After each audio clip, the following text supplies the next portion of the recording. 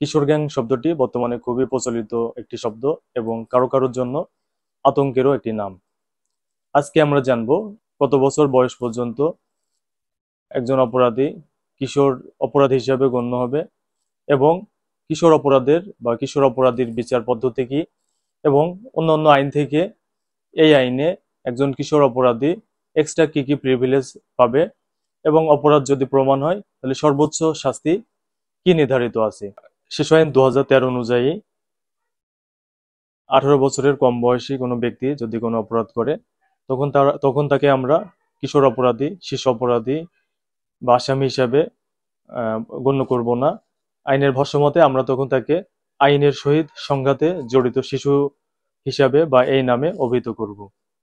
অর্থাৎ আইনের সহিত সংঘাতে জড়িত শিশু এই আইন অনুযায়ী অন্যান্য আসামি বা অন্যান্য আইনের তুলনায় এক্সট্রা প্রিভিলেজ পায়। আইনের ক্ষেত্রেও বিজ্ঞ শিশু আদালত বা উচ্চতর আদালত অনেকটাই কনসিডার করে শিশু হিসাবে তাকে, এবং যদি বিচার আদালত আইনের সহিত সংঘাতে জড়িত শিশুর অপরাধ প্রমাণও হয় তখনও তাকে অন্যান্য আইনে যেগুলা মৃত্যুদণ্ড বা যাবজ্জীবন কারাদণ্ডে দণ্ডিত করার বিধান আছে সেসব অপরাধেও যদি তার অপরাধ প্রমাণ হয় সেক্ষেত্রে সর্বোচ্চ 10 বছর পর্যন্ত তাকে আটকাদেশ বা আটকের জন্য আদেশ দিতে পারেন এবং অন্যান্য অপরাধের ক্ষেত্রে তাকে 3 বছর পর্যন্ত শিশু কিশোর উন্নয়ন কেন্দ্রে আটক রাখার আদেশ দিতে পারেন।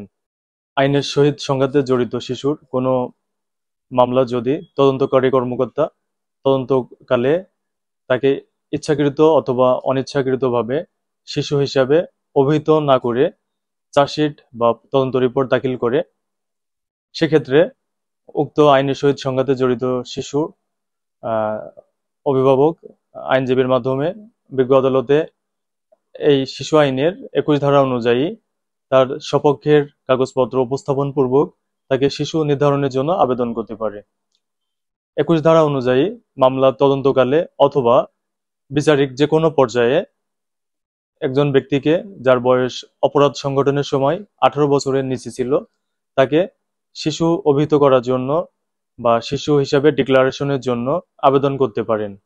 অর্থাৎ আপনি যদি জেনে থাকেন যে অপরাধ সংঘটনের দিন ওই ব্যক্তির বয়স 18 নিচে ছিল তাহলে আপনি আসামি পক্ষের বা ওই শিশুর অভিভাবক বা আইনজীবী বা কনসার্ন কেউ হলে তাকে শিশু নির্ধারণের জন্য উপযুক্ত কাগজ তদন্তকারী কর্মকর্তার কাছে কিংবা তদন্ত শেষ হওয়ার পরে বিচারিক কার্যক্রম চলমান থাকা অবস্থায় শিশু আদালতে অথবা সরাসরি শিশু আদালতে দাখিলপূর্বক তাকে শিশু নির্ধারণের জন্য আবেদন করা যায়। কারণ এই আইনের মাধ্যমে একজন শিশু অনেক সুযোগ সুবিধা পেয়ে থাকে, যেমন জামিনের ক্ষেত্রে এক্সট্রা প্রিভিলেজ পেয়ে থাকে।